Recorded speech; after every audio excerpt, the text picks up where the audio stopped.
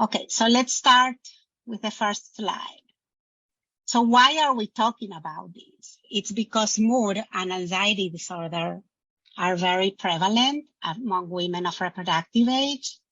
And it used to be thought that pregnancy was protective against mental illness, but now we know, and I said new evidence, it's not so much new. We already know that this is not the case, that it's very common to have either a new psychiatric illness or relapse of a pre-existing one during pregnancy and postpartum. Can we have the next slide? So I mentioned this, the financial toll, because sometimes people don't think the implications of perinatal mood and anxiety disorder. They think, oh, it can affect the mother, maybe it can affect the baby, but it can really affect the whole more, it can affect us as a society. So there was a study done in 2017 where they looked at births in the USA, and they saw that perinatal mood and anxiety disorders cost a lot of money from conception to 5 years postpartum. And here you see the numbers, first in billions, and then the average cost per affected mother-child diet was about $31,000. The mother incurred on more of the cost and the children less. And they think that part of it is because mothers that are depressed or anxious or psychotic, they can't participate in the workforce. Also because of the cost of preterm birth and other expenditures of mothers. Can you see the next one? So the important thing to know is perinatal mood and anxiety disorders are the number one complication of pregnancy and childbirth. And more or less 1 in 7 pregnant and postpartum women will have a PMAD. That's a lot, so we need to find these women. And as I said before, it's very costly, but what is very important is half of perinatal women with a diagnosis of depression do not get the treatment they need. And that's really important, and that's why we are here today to talk about screening. Can we see the next one? So depression is not something to take lightly in the perinatal period.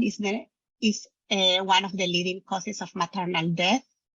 The prevalence is through suicide is 20% of death in the postpartum period are related to suicide. So that's an important number. It is estimated that less than 50% of cases are identified in routine clinical practice, what we were just talking. And 50% of women with perinatal depression do not get the help they need. Which is very interesting is that 80% of women with perinatal depression will not bring it up to their healthcare provider, which is very important, So it's up to us to look for these patients because they are there. We just don't see them if we don't ask. Next. So I wanted also to mention what are the complications of having a psychiatric disorder during pregnancy, and it's associated with poor obstetrical outcomes like preterm delivery, low birth weight, sometimes miscarriages, stillborn, so it's something to be looked for. And then it has a higher risk of postpartum psychiatric illness. We know that depression and anxiety during pregnancy is the most important risk factor for postpartum depression and anxiety. So it's important to keep an eye on that. It increases the rates of substance abuse. We know that women that are pregnant and depressed and anxious, they don't take good care of themselves and might resort to substances to make them feel better. They participate less in prenatal care. And there are also adverse effects for the family and the infant because infants that are not taken care well, or maybe the mother is so depressed that is neglecting the baby, they can have negative effects. And also it can affect the whole family for sure. Next slide. So we need to screen, the important thing is that some of the symptoms of depression can go along with symptoms of pregnancy. So if we don't ask, if we don't screen, we will not find who are sick, who need help, and more with what I said before, that women don't bring it up, don't say anything about it. That's why it's important to screen. it's a little bit controversial in terms of like if the screening alone can have clinical benefits or not. They did a study by the U.S. Preventive Services Task Force where they got together 6 randomized controlled trials, and they looked at how women were doing after the screening. The problem was that it was difficult to separate the screening from the treatment because like it wasn't clear who got any kind of treatment. Treatment can be a small intervention. Treatment can be sent to the psychiatrist, but it can also be treated by the OB or the midwife. And it can also be treated by the staff that is doing the screening. They can help when they are educated, when they have the knowledge how to help. They can help the woman to feel better. So in that study, when they follow these women at weeks or months later, they saw that there was a decrease in depression prevalence of 9%. So it's important to screen and to get them to treatment. Next. So how often should we screen? And that wasn't very clear what we should do, but the fact that we know that women are diagnosed with depression, 27% enter pregnancy with mental health disorder, 33% have onset in pregnancy, and 40% have onset in the postpartum. So that makes us think we need to cover the pregnancy and the postpartum when we screen. So as MedPAC for Moms suggests, I think this is a good idea to screen at intake, then after glucose test, 2 weeks postpartum in high-risk patients, and 6 weeks postpartum. This is a schedule that we give, but the more we screen, the better, So if you have a patient that you're concerned about, you should screen, and we'll talk more about that. Next slide. So this is the Edinburgh postnatal depression scale. So it's a 10-question scale. It has been validated in many languages. It's validated in pregnancy and postpartum.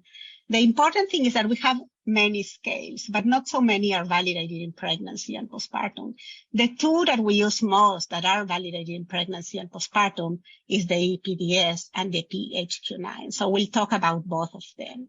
The Edinburgh, what I like about it is that it's a 10 items questionnaire. It's self-administered. It's very fast. They can do it very fastly. The good thing about it is that it also asks questions for anxiety. So it was interesting because at one point they thought we will screen, and with that we'll know who has depression.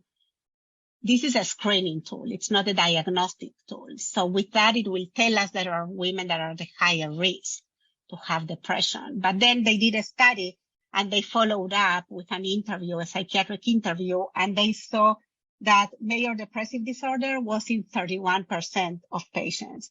Then bipolar disorder was in 13%, and anxiety disorder was in 60%. So what I'm trying to say is that once we have the positive result of the Edinburgh, we should follow up with a diagnostic test. Next. So the important thing in the Edinburgh is you see, and then I can send you this screening tools if you need them.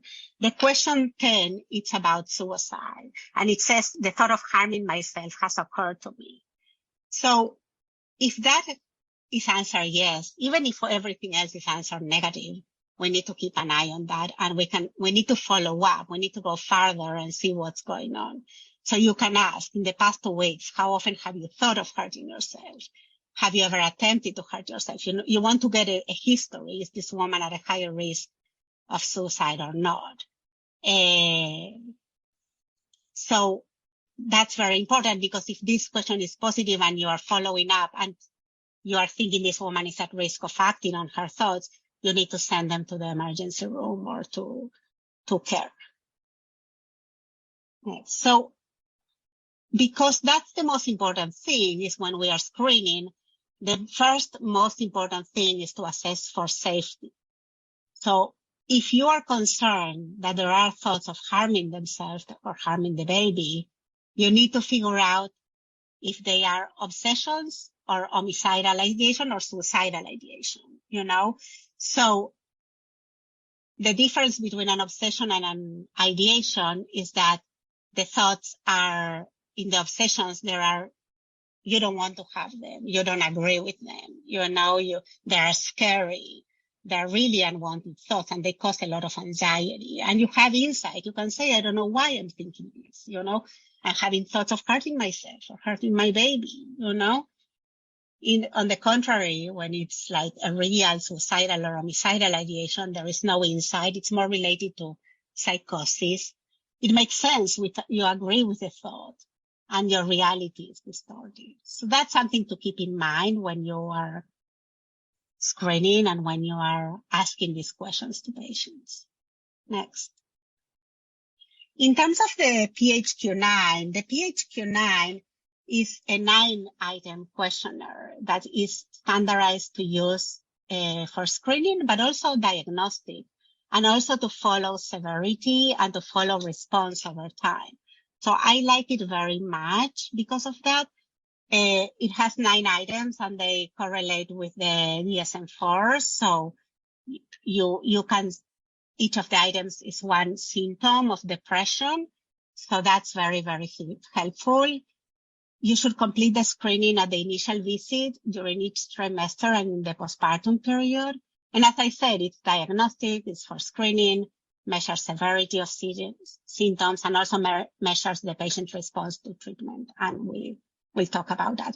I forgot to mention in the APDS, the score to be concerned about is more than 10. Here too, it's more than 10. Somebody scores 10 or higher, you need to screen weekly. And you also need to think what you are going to do. Next. So this is the patient health questionnaire, the PHQ-9. As you see, you have the 9 questions, and then at the bottom, it asks you how difficult it has been for you to function. So we'll talk now about the scores. Next. So if somebody scores 1 to 4, you don't have to do anything. If it's 5 to 9, that's mild depression. So you can either repeat the PHQ-9 in a week, you can psychoeducate the woman about what to expect and what to look for, or you can start treatment sometimes if needed, in terms of counseling, looking at stressors, helping the woman identify what is triggering, sometimes there's nothing triggering, but at least start the process of getting help for the woman. 10 to 14 score is moderate depression, so you really need to start working there in terms of counseling, psychoeducation, follow-up, but also pharmacotherapy if needed. You can consider either therapy, pharmacotherapy, sometimes you need both. I think that will be based on the history of the woman also. If a woman has a history of depression and she responded to pharmacotherapy, you might think, okay, you might be inclined to do it again. If the woman is depressed, but it's to a point that she doesn't want medication, you can start with therapy. I would say for moderate depression, it's important to think about pharmacotherapy. Then 15 to 19, moderate severe depression, you need active treatment, and at that point you need both, you need pharmacotherapy and counseling. And severe depression, you need the pharmacotherapy, the counseling, and if you are able to refer to a mental health specialist, that will be the way to go. Next. So what I was saying about the PHQ-9 that is helpful in terms of treatment response, that's very important. You can do the PHQ-9 at each visit and see how the woman is progressing, So to have clinical improvement, the score needs to be reduced by 10 points or a 50% reduction in score within 3 months of starting treatment. That's to have clinical improvement. But you're not going to wait 3 months, when you see her again, you're going to do another PHQ-9. So if there is a drop of 5 points from baseline, that's an adequate response to treatment. You don't need to change the treatment. You just need to follow up in 4 weeks and continue with the treatment. If the drop-off is 2 to 4 points from baseline, it might be that it's not the greatest response, so you might need to increase the antidepressant or intensify the therapy and follow up in 2 to 4 weeks. If the drop is of 1 point from baseline, that's an inadequate response. And you will increase the dose. You will, if you need, you can augment, using other medications. You might need to send them for a psychiatric evaluation, and you might need to add psychotherapy if not done yet. And you follow up very closely in 1 to 2 weeks. Next. So just to summarize, in terms of depression, both the PHQ-9 and the Edinburgh are good screening tools. The PHQ-9 gives you a little bit more place to diagnose and also to follow up, and you have more information that is helpful for the follow up of that woman. In terms of perinatal anxiety, so many women with depression also have anxiety, and many times the anxiety is part of the perinatal depression. So the ACOG, the American College of Obstetricians and Gynecologists, recommends screening for anxiety at least 1 time during the perinatal period. So that's what they say, but the reality is that anxiety is very prevalent in pregnancy, so you should screen at the minimum each trimester and in the postpartum. So the screening tool that we use, there are different ones, but the one that we use the most is the GAD-7. It's an initial screening tool for generalized anxiety disorder. It's self-reported questionnaire. It also helps to measure the severity of the generalized anxiety disorder. So you should do to every woman you see in the prenatal and postpartum care. And the next slide. So it has seven bullets, and you have to answer all of those. And we'll talk now about scoring. And then you answer in the bottom how difficult it has been to work, to function in life, to relate to other people. But the score is the 7 first questions. So this is how you score it. 0 to 4 is minimal. You don't need further action at that moment. 5 to 9 is mild. You can wait. You can rescreen. You should psychoeducate the woman. And you cannot, in some women that are at risk, you might need to do an evaluation, Then 10 to 14, it's moderate. You start developing a treatment plan. You need to think what you're going to offer that woman, either counseling, pharmacotherapy, looking at triggers, looking at stressors, how to decrease that, looking what's going on in the family, if there is any help needed. And then severe is 15 to 21, and you need to start treatment immediately, pharmacotherapy or counseling. Next. So with a score of 10 or higher, it's recommended weekly screening. So that's what is important, is that you need to screen, but you also need to think about what are the risk factors, any other conditions, any life event that happened that make this patient a high risk patient. So that's very important to keep in mind. It's not just that you screen and if somebody answers everything fine, you take it for granted. You need to think about other things that might be affecting this person and might be causing the symptoms or no, And the clinical improvement is a score reduced by 10 points or a 50% reduction in score within 3 months of starting treatment, as with the PHQ. Next slide. So why I'm talking about bipolar disorder, I'm talking about bipolar disorder for several reasons, but one of the important things is that it's underdiagnosed during pregnancy, especially because a lot of women with bipolar disorder appear as a first-time patient with psychiatric illness in pregnancy or postpartum, and usually it's a depressive one. So if you do the EPDS, if you do the PHQ-9, they might score positive, and you might think, okay, let me start them on an antidepressant. But if you don't know that they are bipolar, you will put them at an increased risk of mania, because when you use an antidepressant without a mood stabilizer, the woman or the person can have an increased risk of mania. So that's why it's so important to screen for bipolar disorder in pregnancy and postpartum. And as I said, the most common presentation is depressive episode. And having a depressive episode or any mood instability during pregnancy is the biggest predictor of postpartum episode. So it's very important to screen.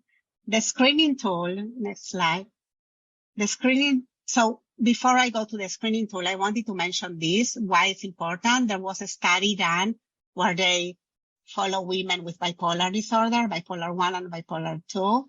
And they actually compare women that were treated and untreated. And they saw the whole sample of patients, 23% had illness during pregnancy and 52 had an episode of illness during the postpartum period. So it's very important to keep that in mind. What was interesting is that there was a high risk of preterm delivery, women with bipolar disorder, either treated or untreated. And for women that were untreated, there was a higher risk of microcephaly. And hypoglycemia. So it's important to keep in mind that bipolar disorder can be a diagnosis that a woman can have. So this is the screening tool that we use for bipolar disorder. And it's brief. It shouldn't take more than 5 minutes. It's screening. Again, screening means that after this, you need to corroborate and make sure that if the patient really has a bipolar disorder with a comprehensive interview. And what you ask, they complete this questionnaire, and the scoring is they have to answer yes to 7 or more of the 13 items in question 1. Then they should answer yes to question 2, and they should answer moderate or serious problem in question 3. So I just want to emphasize the importance of using the NDQ in screening for bipolar disorder, because if you don't recognize it and you start treating the patient as a depressive patient, as a depression, you can have negative effects, as a manic episode. Next. So I wanted to open it to discussion. I have a lot of questions, and I was wondering if you have questions too. Can we put it in the format that we can see everyone take the? Okay, perfect. So one thing I wanted to bring up also is that there are also the fathers, of these babies. And that's something that is not thought too much, but it's important to keep in mind. Some of I'm sorry, I was reading the question, but so the fathers have a high risk of depression also in pregnancy and postpartum. And there is no standardized, there's no screening that is recommended at this point to do for fathers. I know they have been using the EPDS to screen for fathers and PHQ-9, but I think it's very important to do it, because a lot of men are suffering with depression in the perinatal period, and it's not clear what to do with them. So I think we need to be more active in engaging them and figuring out what to do with them. So I wanted to know from you, are you screening in your practice? What screening tools you use? How it had been working?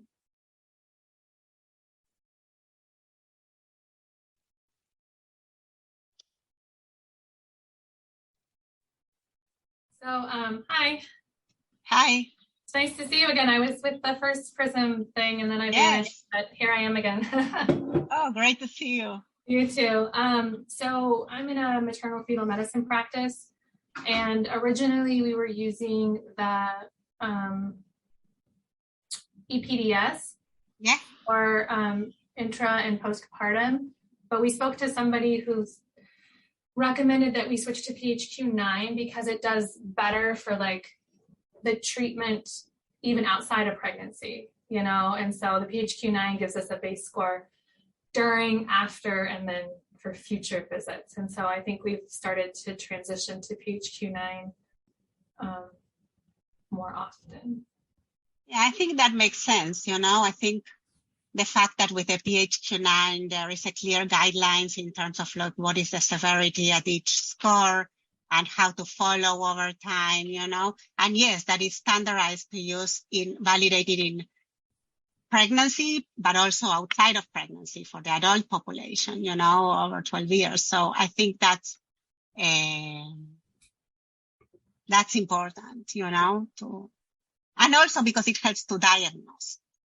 It's not just a screening tool. So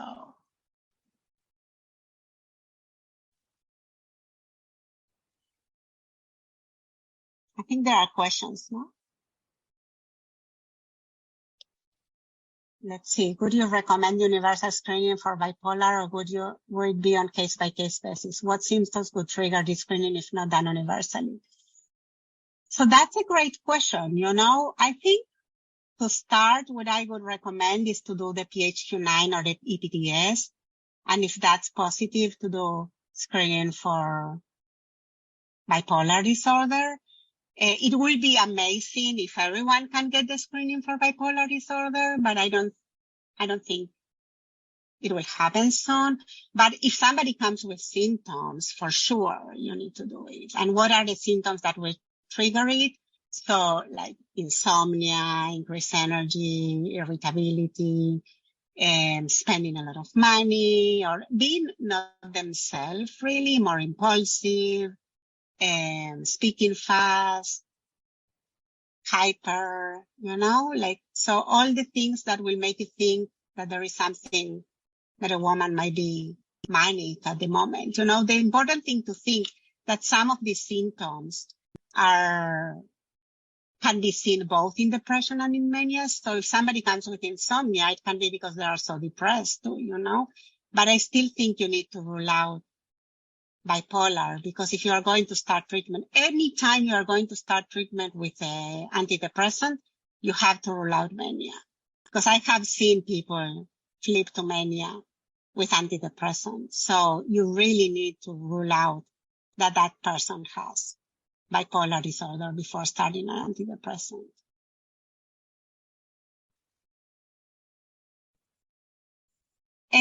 What's your experience?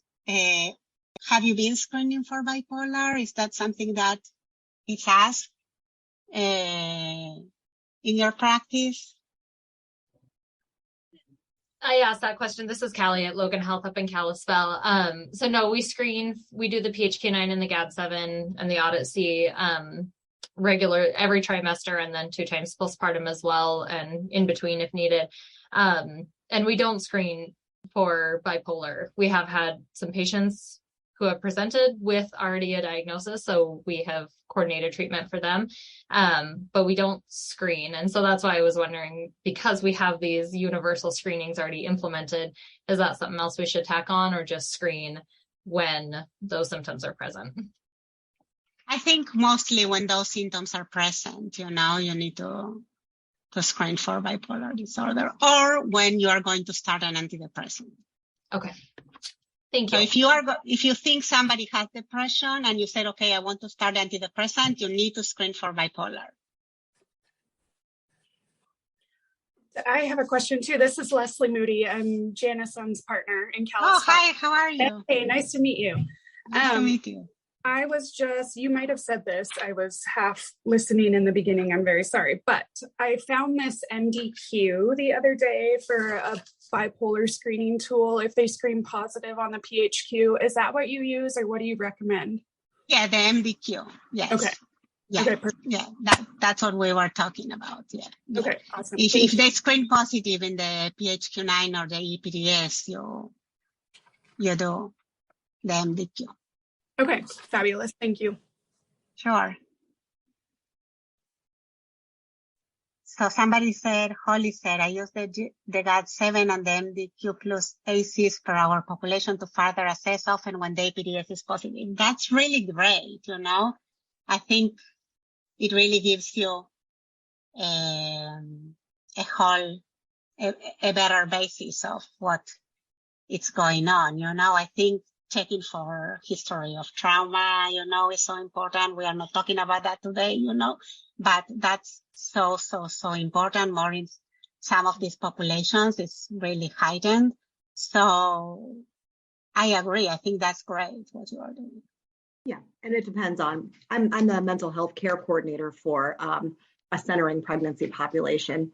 And so it's my role essentially to screen throughout the perinatal period. So we're giving them the EPDS first, second, and third trimester and postpartum if they've had positive scores on the EPDS, and I've gone on to coordinate care for them. So, and whether or not if I go on to coordinate care for them, they always get the GADs and the ACEs and the MDQ. That's great. That's great. Yeah, I think we are having a session to talk about trauma, and we'll talk about ACEs because that's so important, that put them at risk for depression, anxiety, and having complications of pregnancy. So that's important to keep in mind. So Mandy said, I'm probably the only non-medical person here, but I'm a birth and postpartum doula. Oh, that's great. So I don't formally screen, but I definitely am on the lookout for signs with my clients and make referrals if I see anything. That's great. That's really good to have a doula here, I'm always interested in your perspective because you have such an intense relationship with the patient. You are spending time with them and in such crucial moments. So it's really helpful to hear from you, and to your help, in treating these patients.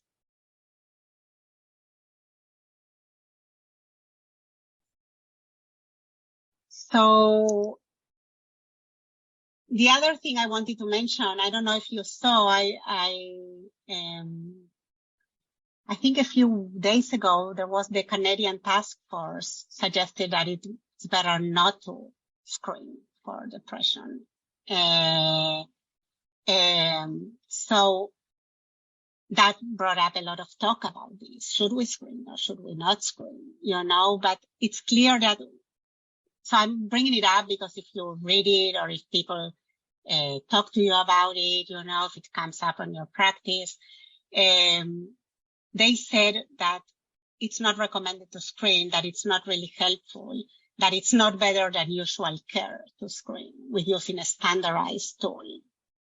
But they kind of implied that everyone is asking questions about depression in pregnancy, that everyone in postpartum, everyone is do an evaluation. Every healthcare provider that sees these patients does an evaluation. And that's not the reality, I think having standardized screening tools is so important because it's a tool. It gives us something else that we can use to figure out more about the patient, how they are doing, and give us also a structure to our visit, and also to help people that might not know so much how to screen for these things, if they didn't have the questionnaires. So I think that's very important to know. And the US task force recommend to continue using them. And as I said, it's hard to know what is the best thing about it. Is it that you screen and you have a conversation with the patient and she starts recognizing that she has this illness and that she needs treatment, or that you refer her for treatment, that she starts a treatment. Sometimes the treatment is started at the OB or the midwife office with an antidepressant. So that's very, very Very important.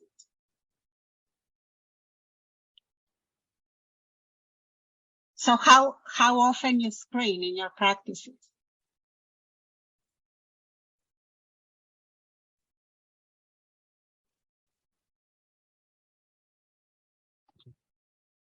Here in Kalispell, we're part of the Meadowlark Initiative, and so we screen at first visit and around 20 weeks, again at 34 to 36 weeks, and then at 2 weeks and 6 weeks postpartum.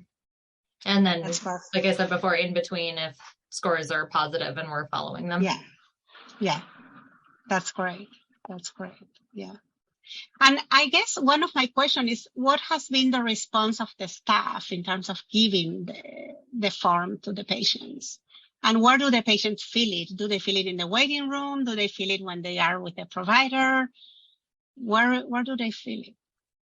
So in our clinics, we give it to them as part of their new patient paperwork packet. So they're filling, and at all the other screenings, they're completing it in the waiting room. And the providers, the 2 clinics that I work with have been completely on board with it. Sometimes patients get a little over filling them out because they do them, especially towards the end of their pregnancy, they do them so regularly. The PHQ-9 is also standard within our hospital. So every primary care visit, they do it. And they also do it when they're admitted to the hospital. And so they're doing it a lot in those last couple of weeks of pregnancy. So they get a little bit frustrated with having to do it frequently, but just reiterating the importance of it.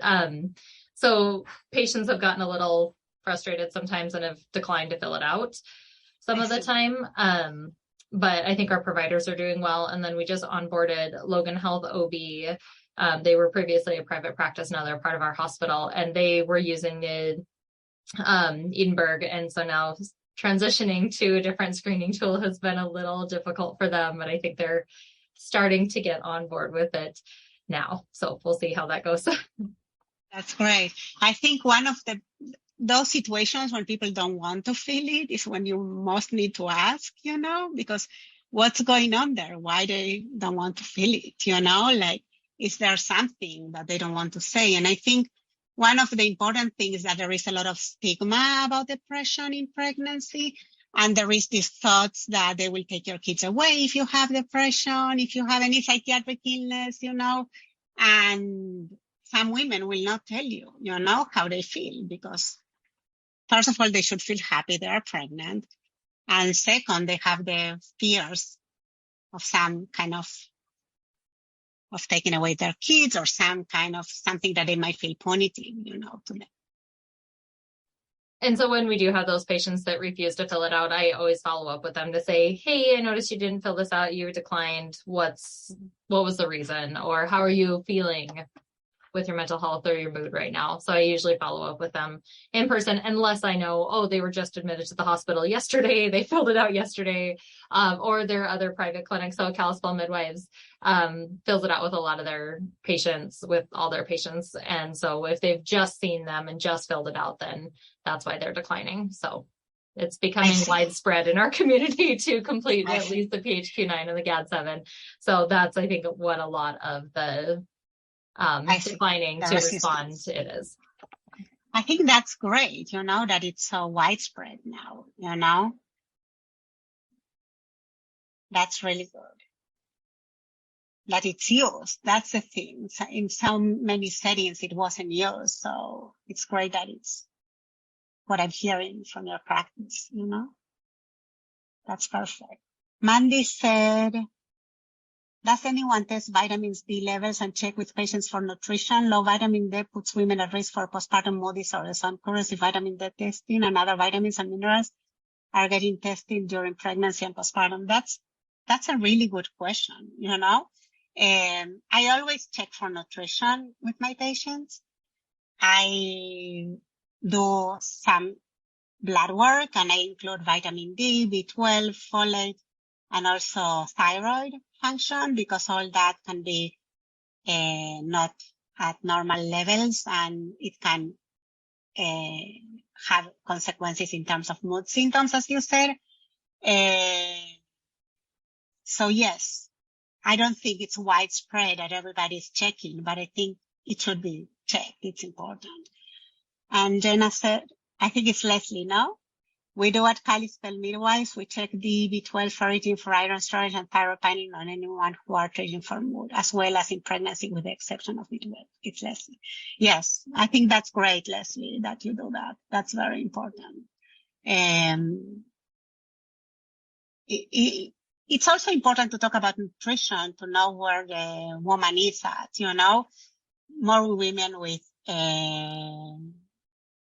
with depression, they might not eat well. Either they don't eat or they eat things that they shouldn't be eating because they don't have the motivation or the energy to cook. So it's important to ask questions about that, about their weight, how they are doing with that, if they are gaining the appropriate weight they need to gain in pregnancy. So I think even as mental health providers, that's important for me to ask, all those questions. Yeah, thyroid is important, Mandy.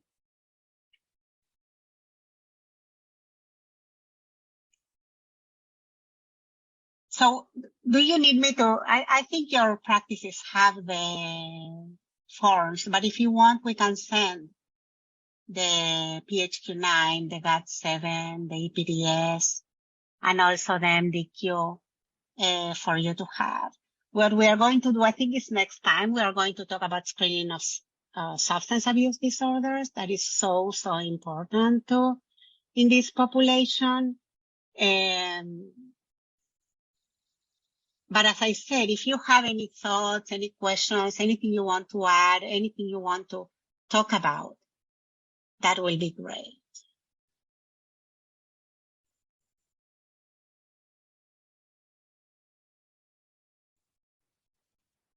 Any other questions? Any thoughts? So one more question I have.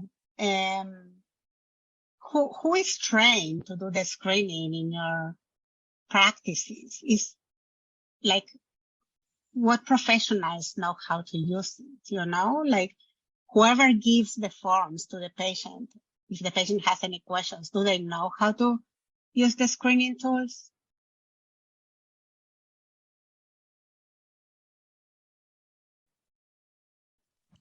Our MAs give them the screening tools, and then generally they let the providers review it. Or I'll review it when I go in the room, but I haven't heard any specific questions come up. I actually would be interested to know how they cancel them. Like just hand it to them and say, here, fill this out, or I'd be interested. I might go ask them. Yeah, that's what I'm talking about, it's like, but it seems that a lot of time is given as part of a packet, for patients to fill, but I think part of the outcomes, the positive outcomes of screening has to do with all the experience, then you get to talk to your midwife or your OB about how you are doing. And for a lot of women, just that is therapeutic, that encounter is therapeutic. So I think it's important that people that give it also knows what it is about, so they can help the woman, In our clinics, our front desk staff gives the screeners just on a clipboard when they check in, and if patients have questions, they have kind of a script of how to answer those basic questions of why do I have to fill this out, who uses this information, things like that. So we have a script that they can rely back on if they need to answer those questions. If they have specific questions about what the questions are asking on the screeners, then we refer them back to our nursing staff, who those are kind of our frontline, either our nurses or MAs. They review the screeners and notify the midwife or the physician about what the results of them are. If they're high, then they have those conversations, but our front desk staff do have some scripts on how to answer those basic questions about the screening. I see. That's good. That's really good. Yeah. I'm always concerned for patients with trauma, that some of these, like I had a patient that she was triggered by the forms that she had to fill, she had a history of a loss, of a pregnancy loss. And every time she was filling the forms, and one question was like, do you have children? You know, are you pregnant? She was postpartum at that time, but she had the loss. So that questions were very triggering. So I'm always thinking about how to give these forms, not just the screening tools, but all the forms in a way that it's not traumatic for some patients. And I guess we'll talk more about when we talk about trauma-informed care, you know, and how to.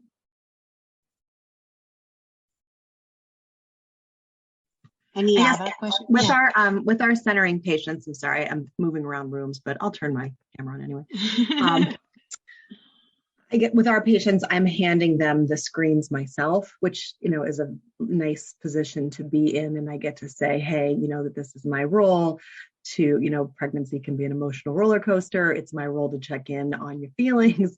And I make it real kind of casual. And like, if you're filling this out and you don't feel comfortable, if a question makes you feel uncomfortable, you don't have to answer it, but know that I might notice that. And then I might call you and talk about it a little bit to see how you're doing. So very like, you know, familiar and casual. So I feel like it puts people at ease. You know, I don't have to do this. It's not filling out stuff because I'm a number that you're pushing through the clinic. So I'm lucky in that it gets to be a pretty personal. Yeah, that's really good because it's personalized, you know, mm-hmm. Like, so that's great.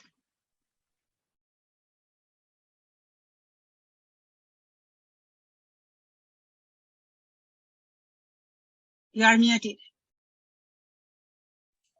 There you go. Technical difficulties. It's Jana. Hi. Hi. How are you? It's nice to see you in person. No kidding. You too. Here's our office. Thanks for all the work you do. Yes, thank you very much. Thank you. Thank you. Thank you. So, any other questions? Any topics you want to discuss in coming sessions? Yeah, and there's a list already right there. I'm just looking at the list. PMDD. Ooh, PMDD. Mm-hmm. Oh, we definitely want to talk. I know what we want. ADHD. We're getting so much of that. Yes, and specifically pregnancy. Oh, here it is. In April, we want to have a preview of that. Okay. Good. Sweet. Any other thoughts? Any other thoughts, comments? Thank you. Sure. Okay, so we will see you next time. Awesome. In a month. Yes, thank you. Thank you.